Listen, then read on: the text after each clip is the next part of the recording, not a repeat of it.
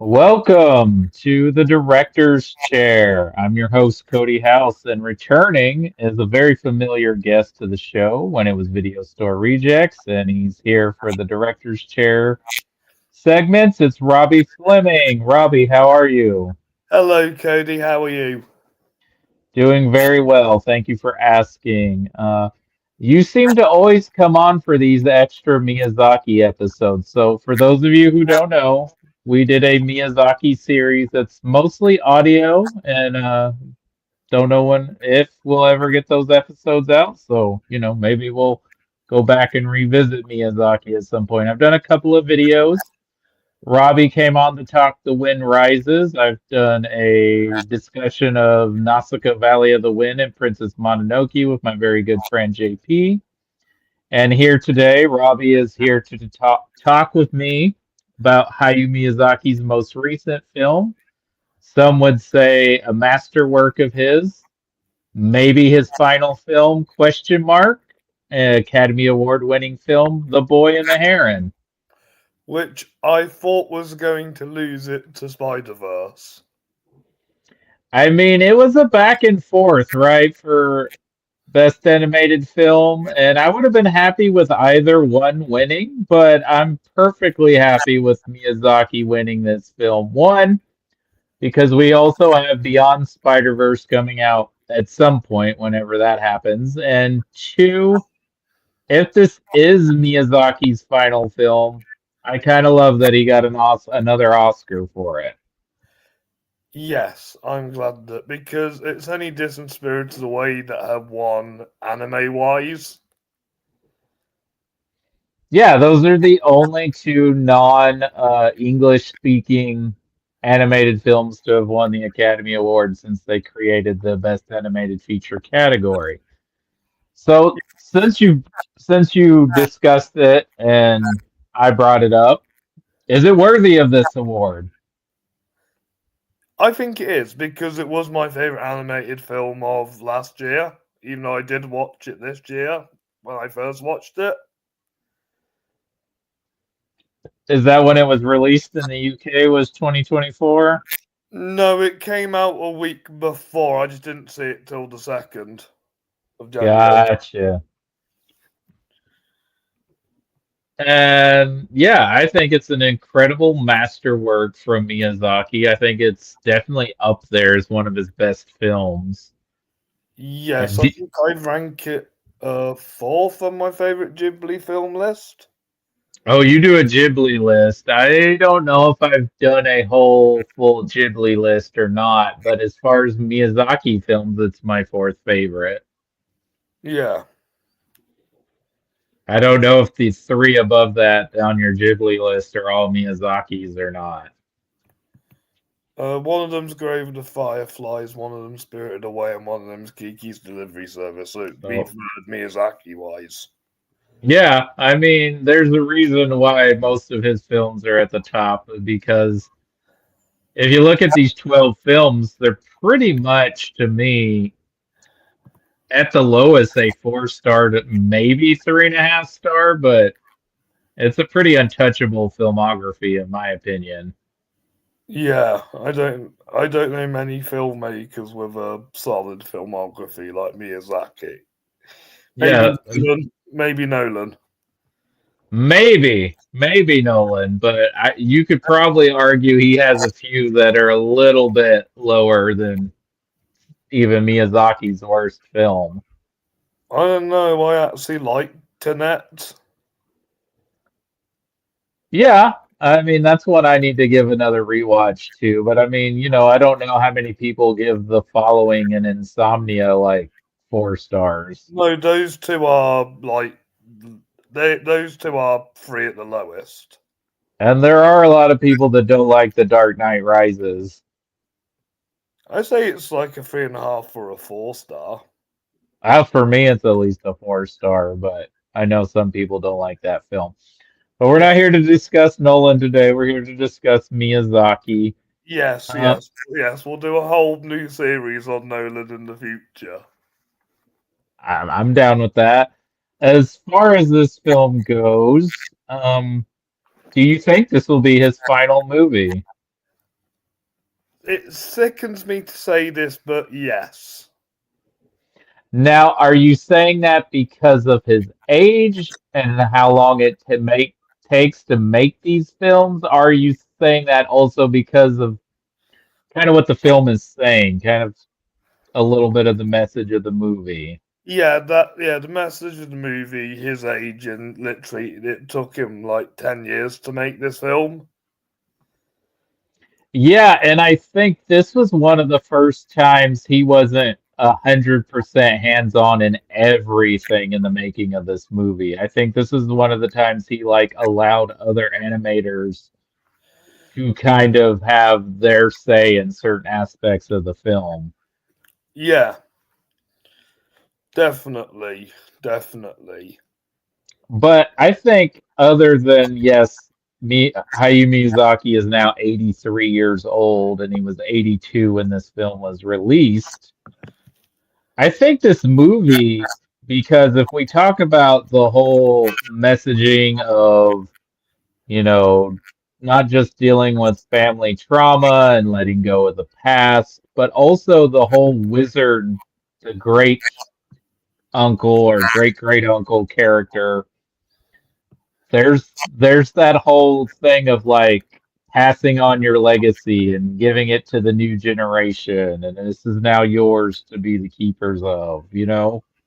It's like Yeah, yeah, exactly. Although I don't think Goro would be allowed to touch the company. oh, wow, shots He, fired. I mean, I know he's how you feel. he's only made one good movie, and that's from Up on Poppy Hill, and even that's only okay. I think I prefer Tales from the Earthsea over from Poppy Hill, so I think his films have progressively gotten worse for me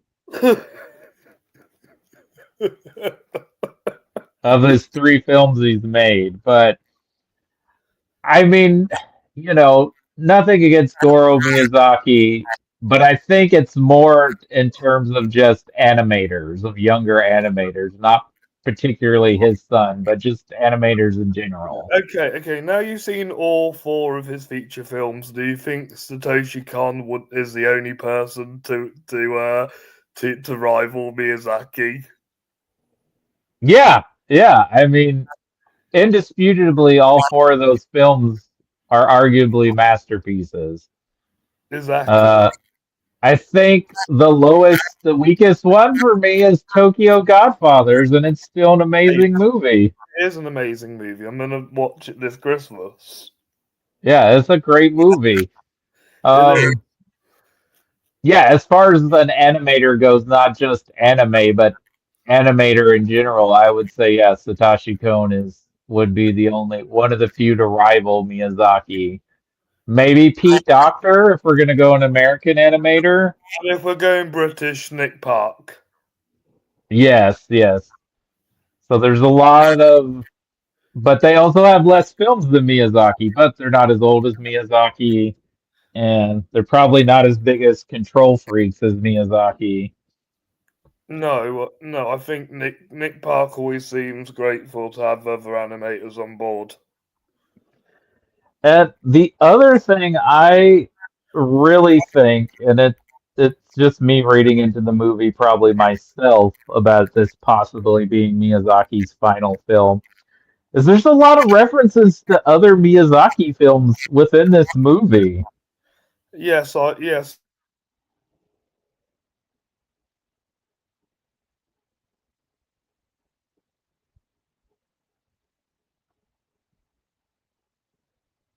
Did I lose you, Robbie? Sorry about that, Cody. Yeah, what I was saying is I was pointing out all the Miyazaki references. Well, yeah, because obviously there's the whole going to the country, which is in Totoro. There's a little bit of it in Kiki. It's definitely in Spirited Away. Like this is something, and that's actually a little bit autobiographical for Miyazaki because if those of you who don't know, Miyazaki was born during World War II in Japan, and his family had to flee where they were living because of the bombings and go to a remoter location. And his mum died of an illness, didn't she? Yes, which what did she die or did she actually? Well, she had. I know she had whatever illness the mom has in Totoro and The Wind Rises. Yeah, But I mean, that is something that he dealt with as a child. And so, yeah, there's a lot of autobiographical things from Miyazaki's life in this film. But yeah, those references, and then of course, nature is another big play in a lot of Miyazaki films. and Ghibli because of Pompoko. Hmm. And then of course we gotta have airplanes because it's Miyazaki, and Miyazaki loves airplanes, and his father was an airplane designer. Yes, airplanes. So, like, all that combined with the nature of his age, the nature of how much time it takes, to me, it does really feel like he's like putting his ultimate thesis on his whole body of work. Yeah, absolutely. Yeah, and I think this is among one of his best films. I mean, why do Yeah, you love this movie? I like the animation style. The plot is a bit familiar to other Ghibli films, but I kind of let it slide because it's kind of paying tribute to all these different movies. I mean, there are a few things in the storytelling I do question because there's no explanation, and I'll get into one character later on because there's something that baffles me about the character. But I do like how I've only seen the English cast, and they all portray their characters so well. In fact, and it just amazes me that one actor is in the English dubbing, and he's just so unrecognizable, and it just feels like this actor has kind of become one of the all-time greats. Yeah, I wanted to watch this in Japanese just to see how it was different, but I have not. I've seen it twice now, and I've watched both English versions. So let's talk about it. Robert Pattinson as the Heron. I believe that was the actor you were talking about. Yes, I think Robert Pattinson is the best actor in the world now with the Mickey 17, which has now been delayed till April. Is Yep. there is there into rule? Yeah, I'm really looking forward to that. But yes, I am completely blown away by his voice in this. Like, that's incredible voice work.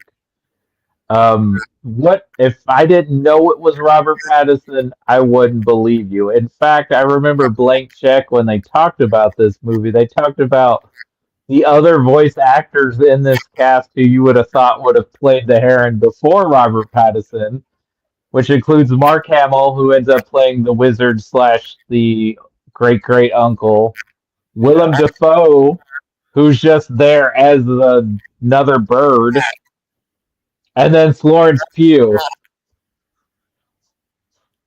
Christian Bale can do good voices. Christian Bale could do a good voice, and I have a story to tell you later about Christian Bale and this movie. But they even joked, of course, why wasn't Danny DeVito cast as the Heron? Because the Heron kind of looks like Danny DeVito when he's not in bird form. Yes, that is the big gripe I have. Why does he have a human head? That's your gripe? Yeah. I mean, I think that's just part of the supernatural world of like when he's in that other world and he's doesn't have his powers with the Heron, that he becomes less regal and less majestic looking. Right. Also, isn't this based on a book called How You Live? Mm, I think well the original title was How Do You Live, but I think it is an original story that but it is kind of loosely inspired. Bit like how 2001 The Space Odyssey is inspired by loads of different short stories Arthur C. Clarke made, but is technically an original screenplay. Right. Well, I know what that is. Arthur C. Clarke was developing the book at the same time Stanley Kubrick was developing the the movie, but that makes sense because I remember, I forget how many years ago this film was announced. I want to say at least 8 years before it came out, I want to say. October 2017. So 6 years. Okay. I knew it was a while. And then that makes a lot of sense. So yes, Robert Pattinson is probably the best, or at least most surprising part in this film as far as the English actors go. Well, what do you think of some of the other performers? Christian Bale's fantastic. Mark Hamill's fantastic. Florence Pugh is fantastic. Willem Dafoe is good for his little cameo. Dave Bautista's fantastic. Karen Fihara is good. The boy who plays the main boy is good. And, I mean, you don't get to see much of him, but another one of my favourite actors has a voice in this film, and that's Dan Stevens. He's one of the parakeets. Yes, he is one of the parakeets. I couldn't tell you which. Because like Patterson and Bale, he's so good at acting, you can't tell which one he is. Right. So interesting thing about Christian Bale, we know he did the English voice for Hal in Hal's Moving Yes, I Castle. remember you said in the nomination video we did this year that they're the same. Like the actor who plays Howl in Japanese dub is the same actor who plays the dad. Yeah, I thought that was really awesome, and I don't know if they cast Christian Bale on purpose for that or it was just a coincidence. I wonder if they've actually met Christian Bale and the Japanese guy. That would be cool, but yes, and also I do love that Mark Hamill is playing the part he's playing because, like, when it showed up, I'm like, of course it's Mark Hamill. It's Mark Hamill. Who else would have played that part? You'd be surprised at what he can do with his voice. He's in a Simpsons episode, and he voices himself and a new character to the show. Yeah, no, In Mark this Hamill's an episode. Mark Hamill's an incredible voice actor, but I meant as just that character, it makes sense. Yeah, absolutely. It makes sense as he kind of does feel like an older Luke Skywalker. In a lot of ways, yeah, and I really like just the whole symmetry of all that and everything with the shapes and how you make the world. You get to decide how this world gets to be. Exactly. And I mean it totally makes sense if you want to escape the realities of the real world and go into a fantasy world where you can control everything. Yeah, exactly. But at the same time, there's repercussions for the decisions you make and, how certain animals in the world behave based on the decisions he made. The film is the fifth highest grossing Japanese film worldwide. Oh, wow, that's amazing. In fact, the top 14 of Japanese highest grossing film, they're all anime. Ha! Are they? Yeah. How many of them are Miyazaki films? Spirited Away, Mm-hmm. Heron, Howl's Moving Castle, Ponyo, Princess Mononoke. Yeah. So, 1, 2, 3, 4, 5. Wow, he's got 5 in there. That's amazing. Yeah. Godzilla -1 is 23rd. Really? Huh. I thought they'd be a little bit higher. I did too because both Godzilla -1 and The Boy and the Heron did amazing over here in the United States. Yes, they're both in the zeitgeist of bringing Japanese culture back to the Western world. Well, yeah, because I mean, both of those films played in my area, and I can't tell you That doesn't often happen. I mean, we are getting more anime, surprisingly. Yeah, But yeah, it doesn't happen very often that those type of movies come over here and that they're doing so well. yeah, I'm surprised. I'm surprised. So the only Japanese film I've seen this year is Monster. I've heard about that one. So, do you think that had a part in why it won the Academy Award and like how its worldwide success was, or do you think it just had to do with Miyazaki's name, or do you think they just it was a really poignant film that touched people and they responded to it? Well, I'm happy with the win because it means it's been. Can't remember the last time Disney won an Oscar. Disney? Yeah, Pixar last won for Soul. Uh-huh. And then Encanto won in 2021. Yeah, I think that was the last time. Yeah, because Netflix won in 2022 for Pinocchio. Yeah, yeah, and I think the Wild Robots in the win this year. I think it's got a really good chance of winning, and I'd be happy with it winning this year. Absolutely, absolutely. But yeah, I do think a lot. To we always say politics kind of plays hand in hand with the Oscars, so it might have been something to do with like Japan. Maybe. Yeah, I think his name just resonates very much in the animated community and in the film community. And absolutely. and I think they thinking this might be his last movie was another reason why they're like, well, maybe it's time we give him another one because this may be the last time we get to reward him. Exactly. I wish they said the same about Spielberg last year for The Fablemans. But I mean, he has two Best Director Oscars already. Yeah, but John Ford has four. Yes, but Spielberg will not retire. He's a workaholic. True, he is. He's gonna keep working till he can't work.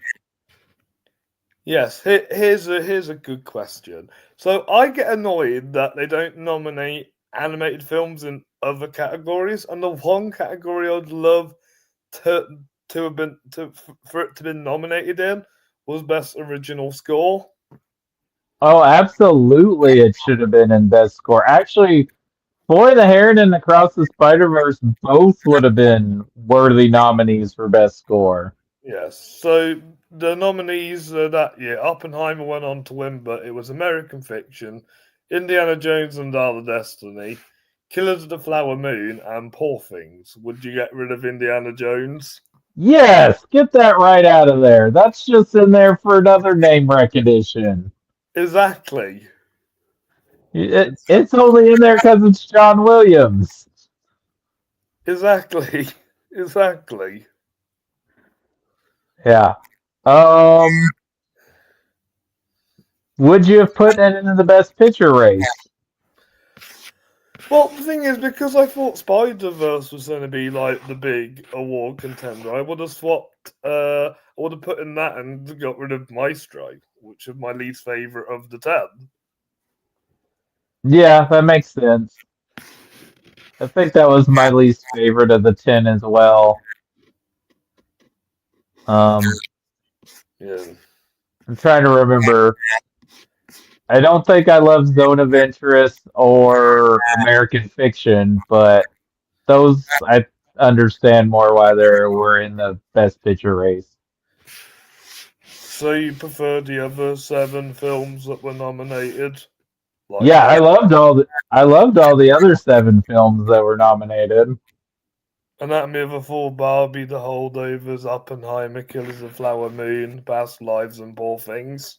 Yep, loved all 7 of those movies. Same. Same. American Fiction had its moments. Zone of Interest made me too uncomfortable.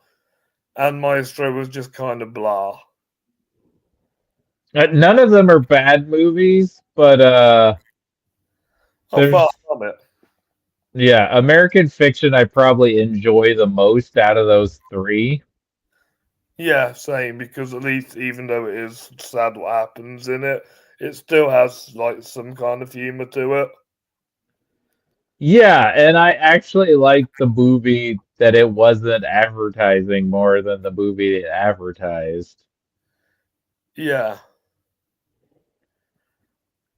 But yeah, I would have been happy to have The Boy and the Heron in the Best Picture race or it and Across the Spider-Verse. I think both of them were amazing films. Yeah. Let's see here. So we talked about Christian Bale. Pretty much everybody else has smaller parts, right? Because Florence Pugh's just the younger version of the housemaid that goes in with the boy. Yes. And then Willem Dafoe, yeah, it's just a brief part, but of course Willem Dafoe plays the part well, It's being a Dave Batista's character is the closest to a proper antagonist in the story. yes, and he's great. It's a great part for him. Intimidating, frightening. I love it. Um, he Yeah. might be my favorite wrestling actor, not because I think he's the best actor, but I think because he's picking interesting projects to work on. That and he's not afraid to get beat up or killed on camera like Dwayne Johnson is.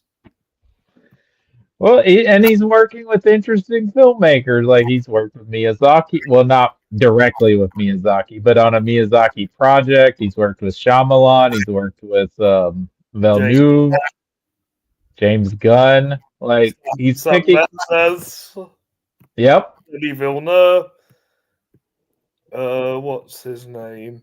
Okay, we can skip Zack Snyder. Ryan Johnson. Yeah, he worked with Ryan Johnson. He's doing interesting projects and working with interesting filmmakers. Oh, Exactly. I did recognize the guy from the Grand Budapest Hotel as one of the parakeets. The one that plays Flash. Yes. Yeah. Yeah, I recognized him. But yeah, I could not tell you who Dan Stevens was in the What movie. I couldn't about tell you which. what about Mamadou Effie, who was fantastic in Elemental? Is he also in this? He's one of the parakeets. You wouldn't recognize him just directly. Is it because the parakeets weren't crying? No, I think it's because so many of them are like together, it's hard to differentiate one voice from the other. Have you seen Kinds of Kindness yet? He's good in that. Is he? I have not seen that yet. I know it's streaming, but I haven't watched it yet. Yeah. I mean, it's a 2.5 hour long film, so you're probably waiting for a good time to watch it. Gotcha. It's a long one. Yeah.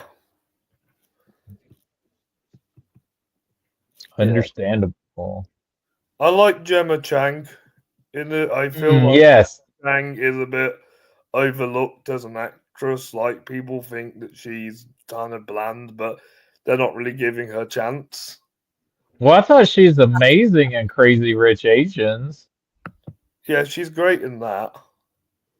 But I mean, if you're counting like her Marvel work, then yeah, that's just not the material giving her But enough stuff to the do. Marvel work, Don't Worry Darling, because Florence Still's the show in that, and the creator because the script was a bit of a mess. Everything else about that movie was great. Yeah, but I mean, it's just opportunities for the role you're given, and a lot of that she's either playing the, you know, victim for the protagonist, or she's playing just they're not giving her a lot of material. Yeah. Yeah, And exactly. I do love the whole parallel of them saying, you're gonna meet your mother, and he does, just not in the way he thinks he's gonna meet her. And I really like that part of the story too. Yeah. and that they do get to reunite and then see each other, and then I think that's really lovely and touching. Yeah. There's a lot of depthness to this film, like Spider Verse. Like that's why these two were like really good animated films. Like I liked last year's animated film lineup. Yeah, what was it? Elemental was one of the other nominees. What else? Yeah, I count Robot Dreams as this year because they didn't get a wide release till this year, That's right. That was one of the and ones. we didn't get it till like literally after the Oscars. So Justin's argument about you need to watch everything before the Oscars, it's just kind of like, but what do you do if a film's not wide release till till after the Ex Oscars? exactly. So what's the other one I'm missing? Did you see Nimona?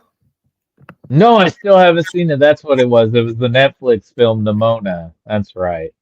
I would have swapped that with Ninja Turtles. Yeah, why was Ninja Turtles not nominated?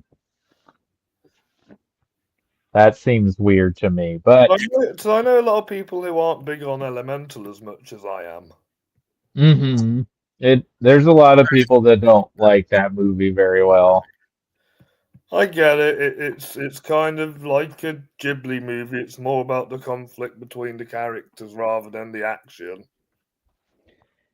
Yes, but I thought it was a touching movie, and I think another thing this movie deals with, which a lot of Miyazaki films deal with, but also part of Miyazaki's age and him looking back at his legacy as a filmmaker. This movie also deals with death. Yes.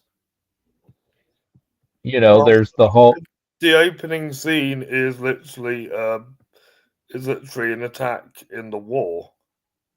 right, and that's what causes him and his father to flee to the country where his aunt is living. It might just be a culture barrier thing, but I do find it odd that his dad marries his dead wife's sister.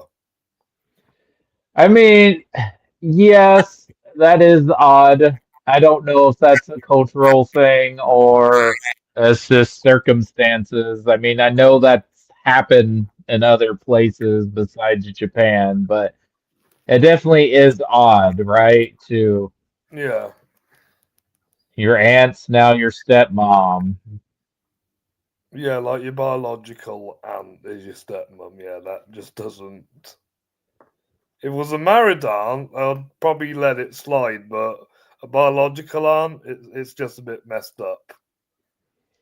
I mean, it is, but I guess in the father's terms, it's not because he's not blood related because it was his wife's sister. So it's not like, but it's weird for the kid for sure. Yeah, But I mean, yeah, you're dealing with the toll of death from the war. You're dealing with the death of his mother. Uh, The uncle, of course, is that's what's happening there too, is he can't maintain keeping the world alive anymore because he doesn't have the power anymore. yeah, And you see it with the birds and the what are the little cute things called? They look like adiposies from Doctor Who, but they call them something else. I can't remember. I watched it like literally like a week ago when we were meant to record, but obviously what worse news upset us that day, so we had to reschedule. Yeah, I honestly can't obviously remember. But you know what I'm talking about. I know So, exactly yeah. what you're talking about. It's probably like a reference to another Ghibli film. hmm But but yeah, this is a really beautiful, touching movie. What other thoughts or questions do you have about it? uh, do you see any uh flaws that make it a bit not as good as like Kiki or Spirited Away? Like, because I do I, think there are a couple, even though I think it is a really good film, there are a couple of things that hold it back from those two Pacific masterpieces. okay, for example, what do you find as a flaw in this film? Well, Spirited Away when it came out was like really ahead of its time, and this film just feels like it's kind of not not not not copy it, not copy it, but kind of like feel very like familiar and similar to it. I mean, it is definitely akin to Spirited Away in the plot in a lot of ways. And a kid going to another world and what's real, what isn't real, and certain creatures crossing the realms and issues with parents. But I mean, you could say this is similar to almost like there's certain creatures that look like those robots from Castle in the Sky, Yeah, and it has a lot of Howl's Moving Castle too, with the wizard and Totoro. yeah, exactly. I mean, there's so many Miyazaki films. I mean, maybe the few I don't see references to is maybe Porco Rosso and well, even Mononoke with the animals and the nature of everything. So there's that, Yeah, and there's some frightening scenes in this movie to me. It's one of the few Miyazaki films that has truly frightening moments for me, and that's with the fish and when he's at the ocean or pond, yeah, and then the birds when he enters the gate. Like if you have a fear of birds, this movie might it might trigger you. yeah, Especially and then the parakeets trying to eat them and yeah, yeah, but I get what you're saying. Is it feels like it's been there, done that before. yeah, yeah. That's what I'm saying. Like, yeah. I know things can come off as like generic and samey, but there's a way of doing it, and Miyazaki does it in a way that is still enjoyable, even though it feels familiar. Yeah, but I guess my feelings on this is that I don't really feel like he's repeating himself. I feel like he's just kind of making an ultimate statement on his whole body of work. Oh, I agree with you on that. He's definitely making a whole statement on his whole career. I mean, this one is interesting because it's one of the few times he has a boy as the protagonist instead of a girl. Yes, because yeah, no Castle in the Sky and The Wind Rises. Yeah, that he only wants to have a male protagonist. Porto Rosso as well. Yeah. He only has 5 films, so the boy is a protagonist. Well, I mean, you could argue Castle in the Sky and Ponyo and Princess Mononoke, they're kind of co leads. Yeah, and Porco Rosso there's a co-lead girl. Mm hmm. And then Lupin and the Third's kind of its own thing because it's part of a franchise and an existing character. Yeah, And I it's mean not a it's Ghibli still movie. fun, Oh, that's an amazingly fun movie. It's a blast. So definitely. what other flaws are you seeing in the film or you feel like are in the film? I say it is like because sometimes like when I watched it the last 2 times, I kind of forgot actually what happens in the actual plot. Like I feel like it's driven more by the animation than the story.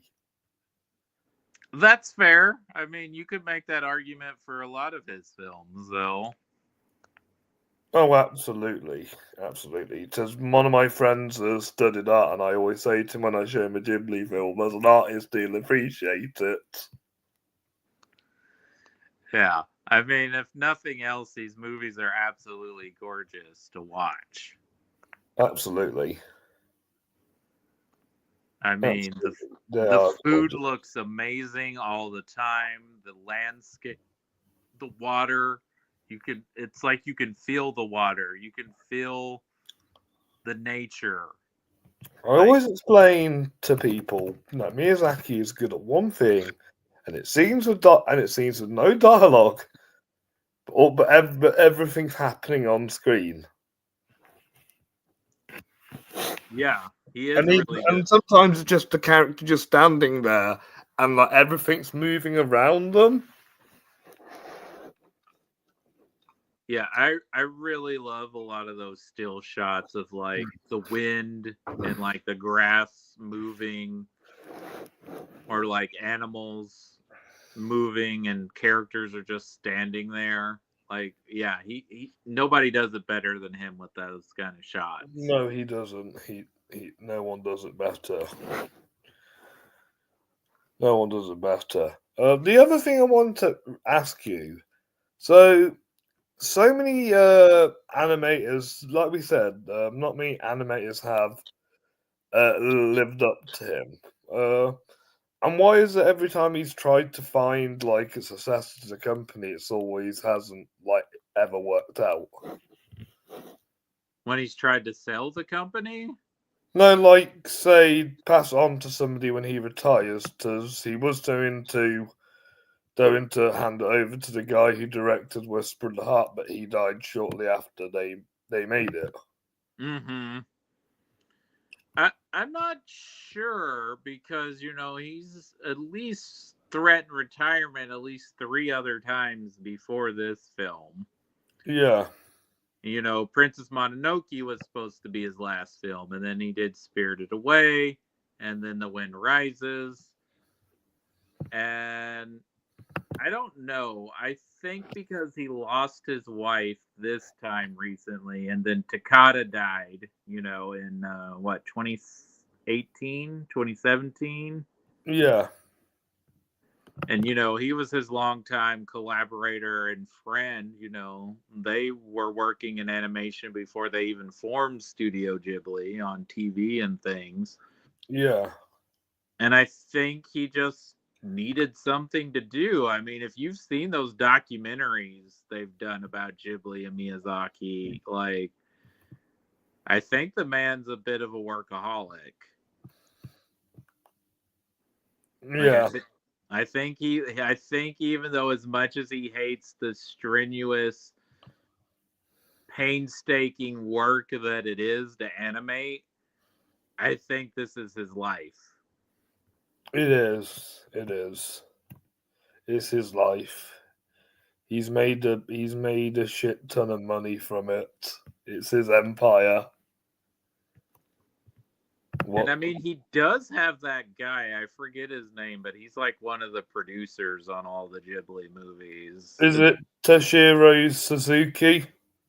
That is probably who it is. I'd have to look it up, but he's like an older gentleman with glasses. Yeah, this must be the guy. I'm just looking at his wiki page while we're talking. Yes. Yeah, he produced The Boy and the Heron with Miyazaki. Yeah, I believe he's been a heavy involvement, and he's part of both those documentaries as well.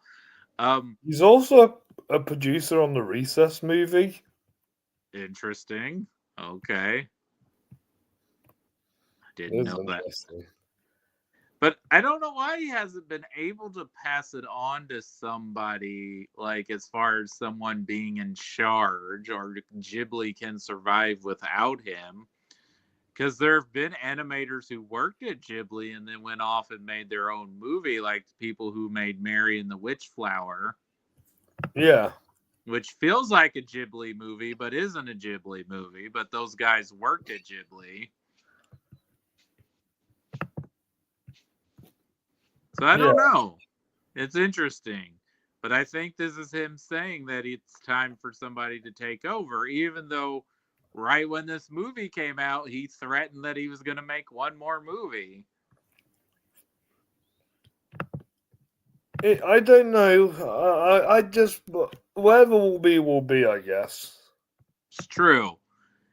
If we get another Miyazaki movie, awesome. That's terrific. But if not, I think this is a hell of a movie to be your final film. Exactly, this is the perfect swan song. I mean, not all filmmakers get to have a great film as their last movie. Yeah, this is better than Eyes Wide Shut. Okay. I mean, those are completely different movies, but fine. Well, one of them isn't for children. One of them is definitely not for children. Though I will make the argument that Eyes Wide Shut has a better last line in the movie. Nice. Though that may have ended Tom and Nicole's marriage too, making that movie. I wouldn't be surprised. But shots fired at Stanley Kubrick, but okay. Well, him and Miyazaki are in different leagues anyway. They are in different leagues, but I would argue that, they have about the same amount of movies. There's a couple of Kubrick films I don't care for, but you could argue that he also has one of the best filmographies of any filmmaker that's ever lived. True, but Miyazaki. I mean, yeah, there is a little bit of grossness in from Up on Poppy Hill, which he did right. But he didn't direct it. Yep. So there you go. He knew not to put his name on as a director. Yep, exactly. Hey, son, do you want to direct a movie? It's not one of my better screenplays, but they want to make a movie out of this. No, Yeah. I don't know. He may have just helped with that. Who knows? Yeah. Is there anything else you want to talk about The Boy and the Heron? Yes, there is. Yes, so I mentioned obviously the score winning the Oscar, but it should have got nominated, sorry, but we haven't really dived into it. Does I think this score rivals the score of Oppenheimer? Oh, the score is beautiful. It's amazing. I mean, I love most of the scores in Miyazaki's films. Same. But this one stands out more. It certainly does, and it certainly should. I think it was nominated in some awards, wasn't it? The Golden Globes. Wow, how did the Golden Globes get something right? Must be new organization running it. Maybe so. But yeah, it's absolutely beautiful. It's just a beautiful pieces of music, and it really goes with the story. It does. It does really go well with the story. And it goes well with the animation. Absolutely. Something I do love that I think is funny about these movies is even when you watch the English dubs, which they now have mostly all good English dubs, when it gets to the end for whatever song it is, they're like, no, we're not going to try and translate this song. It's just going to be this song in Japanese. I can live with that because I would rather hear songs kind of in their natural language. I wouldn't want to listen to an English version of Gangnam Style. That would be atrocious. It would. But no, I love it too. I just think it's funny. It's like, nope, we're not doing that. We're not keeping that. Maybe we should do a video where we rank all the songs at the end of Ghibli films. Oh wow. Could be interesting, but that would be some work. Well, we'd have to listen to loads of different songs in Japanese. Uh-huh. And then we'd have to either rewatch the movies or at least like which ones do we remember well enough to know like, okay, where's the song coming with? Yeah. Well, I'm pretty sure there's a Spotify playlist of them all somewhere. Oh, there's all kinds of Spotify playlists for Ghibli things. There's like I think a Ghibli nature sounds to help you sleep or something. Ooh, I'll have to try that. Yeah, it's a lot. Yeah, you can go down all kinds of rabbit holes for that. But yes, the score is absolutely beautiful and amazing as they usually are. Yeah. Yeah, and it's a crime not just for anime, but all animation period that it doesn't get recognized very often in other categories. Exactly, because a wild robot doesn't get nominated for best picture, then I am going to be writing to the Academy. Are you? You're going to write to the Academy of how dare they? Yes. They have not nominated an animated film for Best Picture since Toy Story 3. Oh my god, this world gets more unprogressive the more it goes on. Yeah, they've only nominated 3 animated films, period, for Best Picture. How was Inside Out not nominated for best picture? Doesn't make sense, but I bet you if you look at the 8 or 9 films that were nominated that year, Inside Out's better than at least one of the ones that got nominated. Probably better than like 3 of them. Probably. I can't tell you, because the best ones, Mad Max Fury Road and The Spotlight, you know. But yeah, So they nominate Avatar, and that's practically an animated film. it's practically an animated film, but I don't think they consider it an animated film, which is weird. It's very weird. But yes, but that's James Cameron. I don't know what to tell you. But to me, Hayao Miyazaki is just as good, if not better, than James Cameron. He's definitely better because he doesn't feel like a shell of himself like Cameron or Coppola or Zemeckis. Oh, poor Zemeckis. Will he ever make a good movie again? Can you see a pig flying right now? Well, I've heard mixed things about here, and I don't hate all of his later films, but I'm not a big fan of his motion capture work. I didn't like Pinocchio. No, that's atrocious. It doesn't exist. Thank you. Thank you. And The Witches literally doesn't exist because they took it off of Max. Well, wouldn't you rather watch the one with Rowan Atkinson and Angelica Houston? Yes, you guys did a better version of The Witches than we did. Yeah. Yeah. Even though Roald Dahl apparently hated it. I swear he hated everything. He probably was one of those guys that hated everything, huh? Yeah. Because Miyazaki has never came across as as somebody who hates everything. I don't think he hates everything, but he is very much a grumpy man. Yeah. Like, he talks a lot about, like, thinking it's not worth all this stuff and that's not important. Like, they make completely different types of movies, and one of them doesn't make movies anymore. But I would like to watch John Carpenter and Miyazaki just smoke their cigarettes and complain about life. That would be fun, although I think Carpenter would probably smoke a joint. He probably would. Yeah. He just seems like that kind of guy. Oh, he is that kind of guy. He's basically, for the last almost 20 years, has mostly been playing video games, smoking weed, and doing his music with his son. Sounds like a great retirement plan. Right? We should all get the John Carpenter retirement plan. Yes. And I'm glad that he hasn't made another film like Coppola. I think he's done. I don't think he has a movie he wants to make anymore. Yeah. It should stay like that for him. Well, I wish he'd have gone out on a bang, but he didn't. I've never seen his last movie. It's not great. It's better than Village of the Dam, and it's probably a little bit more.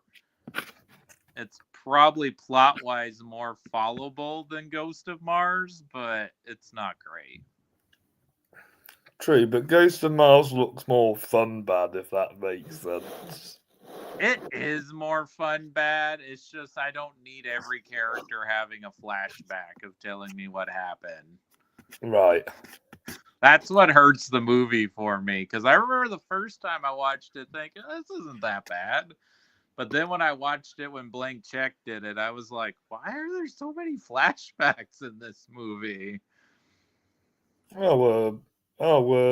Miyazaki praises Lewis Carroll and Roald Dahl's influences on his work. That makes absolute sense.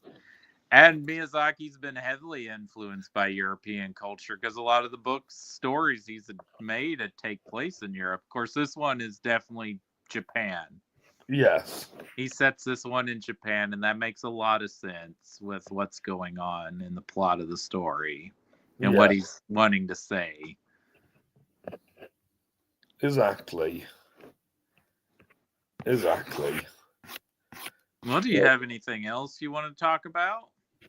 Yes, I do. So, can we just please confirm that if Ghibli are going to continue with or without Miyazaki, can they just please stick to 2D?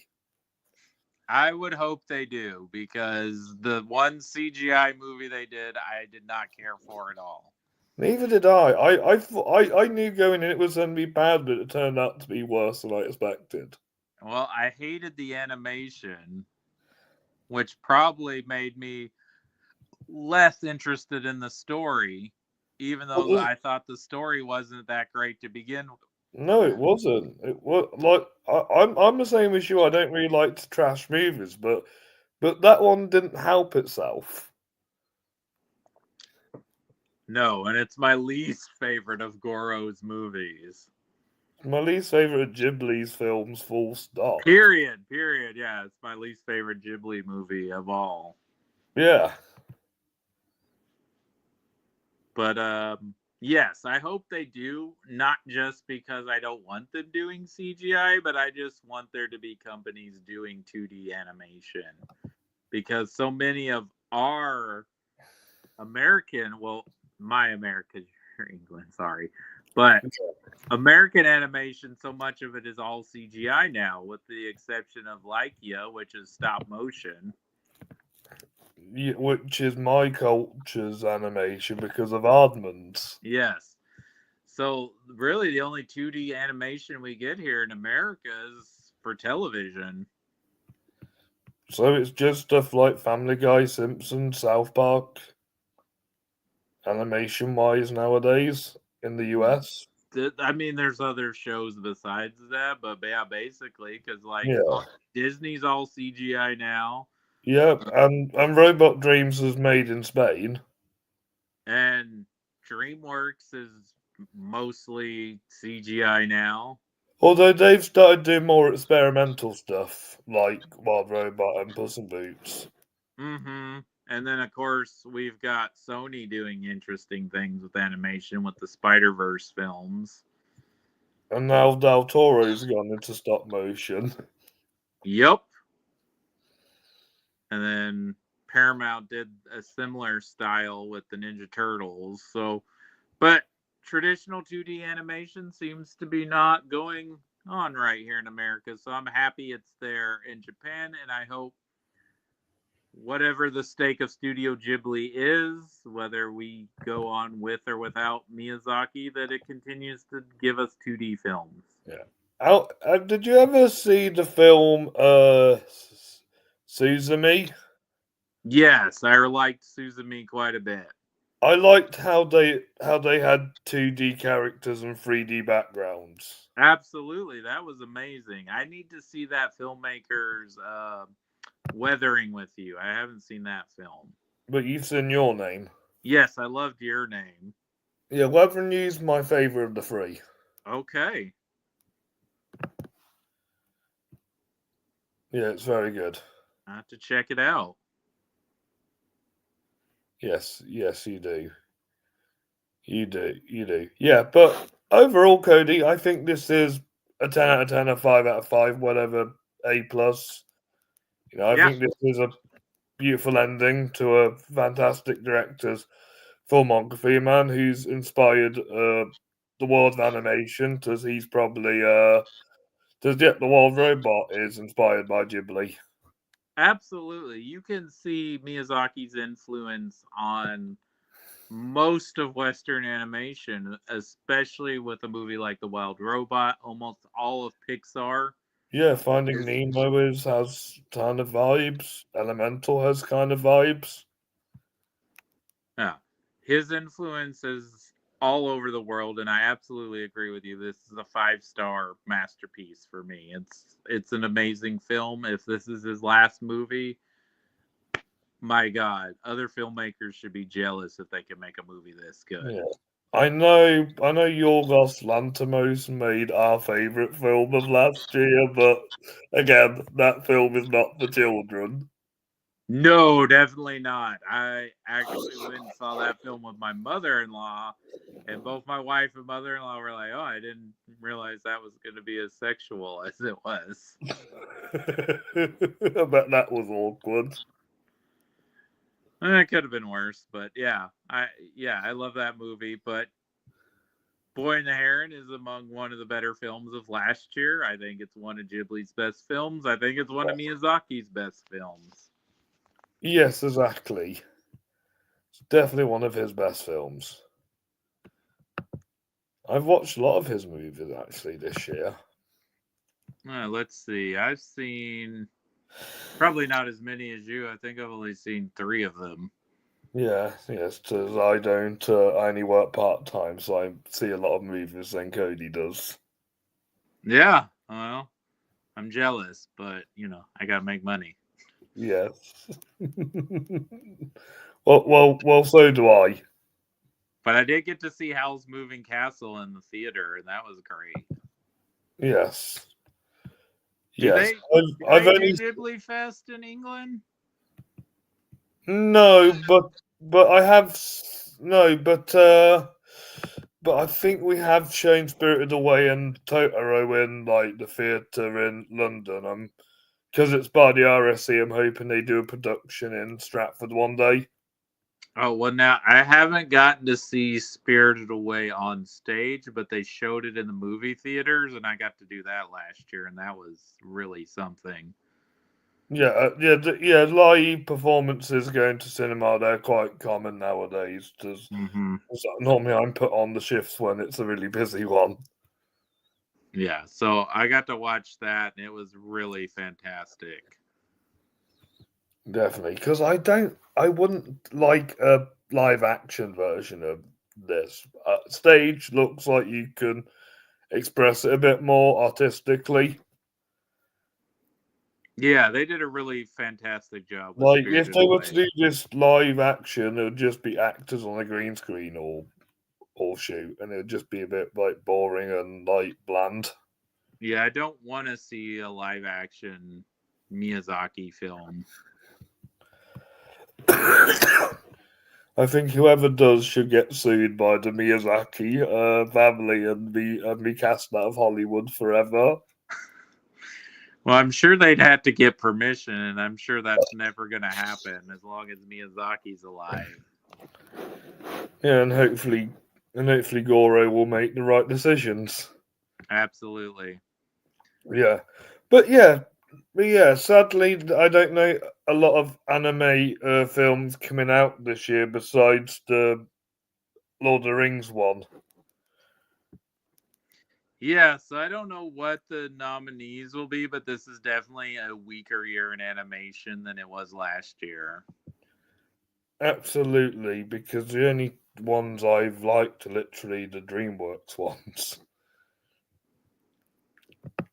Did they have more than one film this year? They've had Wild Robot, Orion and the Dark, and Kung Fu Panda 4. Oh, yeah, Kung Fu Panda. Oh, I didn't realize Orion in the Dark was DreamWorks. Yeah, it's DreamWorks and Disney. Interesting. No, Netflix, sorry. Okay. I did like Inside Out 2, but it wasn't as good as the first one. Agreed. And yeah, I'm a little bit. I'm only looking forward to the Lion King film because it's by Barry Jenkins. That is the only reason I'm looking forward to watching that is because of Barry Jenkins' involvement. I mean, I think he's doing something interesting, even if it's basically he's doing The Godfather 2 as the Lion King. But oh, look, we mentioned the Lion King. And my cat appears. Yes. It's funny because there's a cat in a Ghibli film. Yep.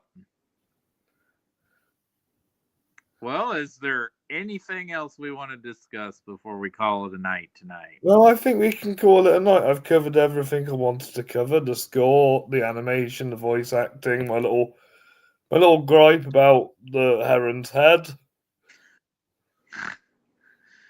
Yeah, but my God, Robert Pattinson.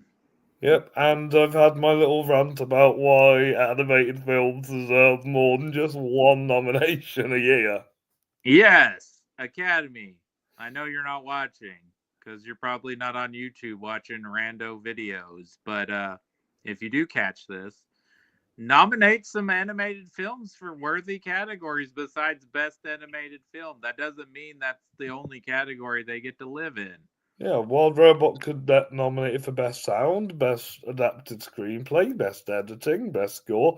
Probably not cinematography because there's no cinematography, but they should have a category for animation style. Yeah, and if you're not going to include them in the acting categories, then do a best voice acting category.